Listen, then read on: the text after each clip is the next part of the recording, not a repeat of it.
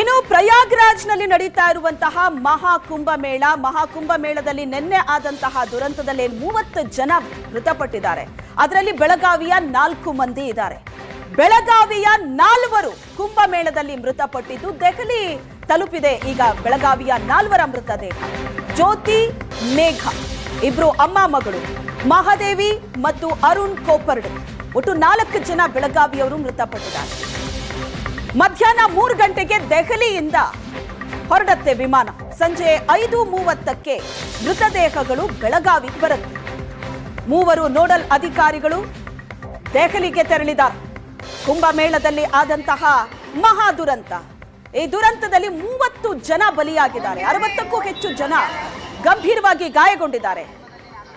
ಅದರಲ್ಲಿ 4 ಜನ ರಾಜ್ಯದವರು, ಅದು ಕೂಡ ಬೆಳಗಾವಿಯವರು. ಕಾಲ್ತುಳಿತ ಆಗೋದಕ್ಕೂ ಮುನ್ನ ಬೆಳಗಾವಿಯ ಈ ಯಾತ್ರಿಗಳು ಮಾತಾಡಿದ್ರು. ಅದರ ದೃಶ್ಯಗಳಲ್ಲಿ ನೀವು ನೋಡ್ತಾ ಇದ್ರಿ. ಮನೆಯವರಿಗೆ ಕಾಲ್ ಮಾಡಿದ್ರು, ಕೆಲವರು ರೀಲ್ಸ್ ಮಾಡಿದ್ರು. ಇವರೆಲ್ಲರೂ ಒಂದು ಟ್ರಾವೆಲ್ ಏಜೆನ್ಸಿಯ ಮೂಲಕ ಈ ಕುಂಭಮೇಳಕ್ಕೆ ಹೋದವರು ಕನ್ನಡಿಗರು. ಈ ಗುಂಪಿನಲ್ಲಿ 4 ಮಂದಿ ಮೃತಪಟ್ಟಿದ್ದಾರೆ.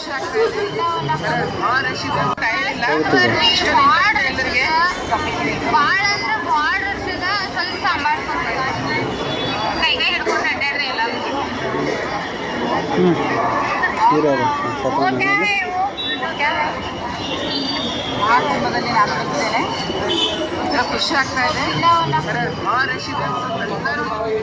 ಸ್ವಂತ ಒಂದು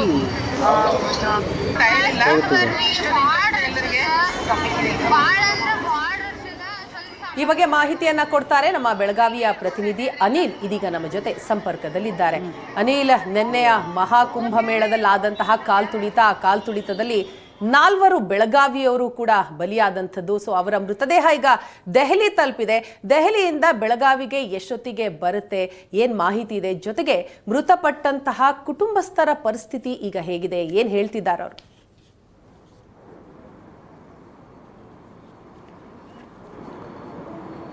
ಹೌದು ವಿನಾ, ಉತ್ತರ ಪ್ರದೇಶದ ಪ್ರಯಾಗ್ರಾಜ್ದಲ್ಲಿ ಐತಿಹಾಸಿಕ ಕುಂಭಮೇಳ ನಡೀತಿರುವಂಥದ್ದು. ನಿನ್ನೆ ಬೆಳಗ್ಗೆ ಆದಂತಹ ಕಾಲ್ತುಳಿತದಲ್ಲಿ ಬೆಳಗಾವಿಯ 4 ಮೃತಪಟ್ಟರೆ ಇನ್ನೂ 4ರಿಗೆ ಗಾಯಗಳಾಗಿದ್ದವು. ಹೀಗಾಗಿ ಆ 4 ಮೃತದೇಹಗಳನ್ನು ನಿನ್ನೆ ಸಂಜೆ ಪ್ರಯಾಗ್ರಾಜ್ನಿಂದ ಆಂಬ್ಯುಲೆನ್ಸ್ ಮೂಲಕ ದೆಹಲಿಗೆ ವಿಮಾನ ಕರೆದುಕೊಂಡು ಬರಲಾಗಿದೆ. ಇವತ್ತು ಬೆಳಗಿನ ಜಾವ ಎಲ್ಲ 4 ಮೃತದೇಹಗಳು ಹಾಗೂ ಗಾಯಾಳುಗಳು ಕೂಡ ಈಗ ದೆಹಲಿ ವಿಮಾನ ನಿಲ್ದಾಣಕ್ಕೆ ಆಗಮಿಸಿರುವಂಥದ್ದು.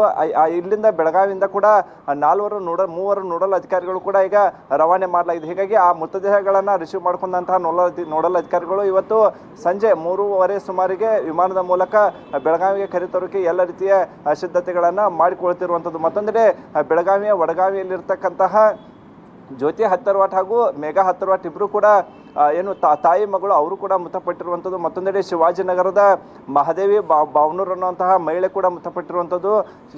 ಶೆಟ್ಟಿಗಲ್ಲಿ ಇರ್ತಕ್ಕಂಥ ಅರುಣ್ ಕೋಪಾಡೆ ಕೂಡ ಮೃತಪಟ್ಟಿರುವಂಥದ್ದು. ಮತ್ತೊಂದೆಡೆ ಘಟನೆಯಲ್ಲಿ ಸರೋಜಿನಿ ನಡುವಿನಹಳ್ಳಿ ಹಾಗೂ ಕಾಂಚನ್ ಕೋಪಾಡೆ ಕೂಡ ಗಾಯಗೊಂಡಿರುವಂಥದ್ದು. ಹೀಗಾಗಿ ಎಲ್ಲ ಗಾಯಾಳುಗಳನ್ನು ಹಾಗೂ ಮೃತಪಟ್ಟವ್ರನ್ನ ಎಲ್ಲರನ್ನೂ ಕೂಡ ಈಗ ವಿಮಾನದ ಮೂಲಕ ಬೆಳಗಾವಿಗೆ ಕರೆತರುವ ವ್ಯವಸ್ಥೆಯನ್ನು ಮಾಡಲಾಗ್ತಿದೆ. ಬೆಳಗಾವಿಗೆ ಬಂದ ಬಳಿಕ ಎಲ್ಲರನ್ನೂ ಕೂಡ ಪ್ರತ್ಯೇಕವಾಗಿ ಅಂತ್ಯಕ್ರಿಯೆ ಮಾಡುವಕ್ಕೂ ಕೂಡ ಎಲ್ಲ ರೀತಿಯ ಸಿದ್ಧತೆಗಳನ್ನು ಕುಟುಂಬಸ್ಥರು ಮಾಡಿಕೊಳ್ತಿರುವಂಥದ್ದು. ಮತ್ತೊಂದೆಡೆ ಮೇಘಾ ಏನಿದ್ದಾಳೆ, 24 ವರ್ಷದ ಯುವತಿ, ಈಕೆ ಕೂಡ ಪದವೀಧರಿ ಆಗಿರುವಂಥದ್ದು. ಕಳೆದ 3 ವರ್ಷಗಳಿಂದ ಖಾಸಗಿ ಕಂಪ್ನಿಯಲ್ಲಿ ಕೂಡ ಕೆಲಸವನ್ನ ಮಾಡ್ತಾ ಇದ್ರು. ಅವ್ರಿಗೆ ಕೂಡ ಈಗ ಅವರ ತಂದೆ ಕೂಡ ಮಾರ್ಚ್ ತಿಂಗಳಲ್ಲಿ ಮದುವೆ ಕೂಡ ನಿಶ್ಚಯವನ್ನು ಮಾಡಿದ್ರು. ಮದುವೆ ಆದ ಬಳಿಕ ಕುಂಭಮೇಳಕ್ಕೆ ಕುಂಭಮೇಳ ನೋಡೋಕ್ಕೆ ನನಗೆ ಸಿಗೋದಿಲ್ಲ, ಆ ಕಾರಣಕ್ಕೆ ನನಗೆ ಈ ಬಾರಿಗೆ ಕುಂಭಮೇಳಕ್ಕೆ ಹೋಗಿ ಬರ್ತೀನಿ ಅಂತೇಳಿ ಹಠವನ್ನು ಹಿಡಿದಿದ್ರು ಅನ್ನುವಂತಹ ಮಾಹಿತಿಯನ್ನು ನಿನ್ನೆ ಮೇಘಾ ಅವರ ತಂದೆಯಾಗಿರ್ತಕ್ಕಂಥ ದೀಪಕ್ ಅವರು ಕೂಡ ಏಷ್ಯಾನೆಟ್ ಸುವರ್ಣ ನ್ಯೂಸ್ಗೆ ಮಾಹಿತಿಯನ್ನು ಹಂಚಿಕೊಂಡಿರುವಂಥದ್ದು. ಈ ಕಾರಣಕ್ಕೆ ತಾಯಿ ಜೊತೆಗೆ ಮೇಘಾಳನ್ನ ಪ್ರಯಾಗ್ರಾಜ್ಗೆ ಕಳಿಸಿರುವಂಥದ್ದು. ಬೆಳಗಾವಿಯಿಂದ ಒಟ್ಟು 60 ಜನ ಪ್ರಯಾಗ್ರಾಜ್ಗೆ ಸಾಯಿರಥ ಟ್ರಾವೆಲ್ಸ್ ಮೂಲಕ ತೆರಳಿದ್ರು. ಆ ಸಂದರ್ಭದಲ್ಲಿ 8 ಜನರು ಕೂಡ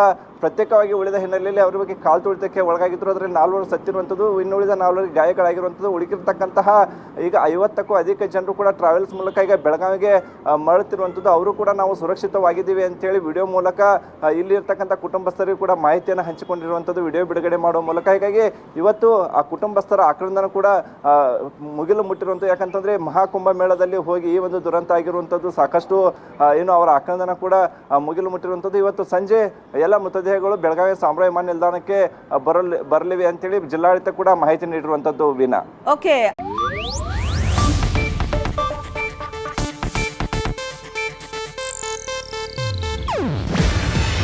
ಇದು ಏಷ್ಯಾನೆಟ್ ನ್ಯೂಸ್ ನೆಟ್ವರ್ಕ್ ಪ್ರಸ್ತುತಿ. ನೀವು ನೋಡ್ತಿದ್ದೀರಾ ಏಷ್ಯಾನೆಟ್ ಸುವರ್ಣ ನ್ಯೂಸ್.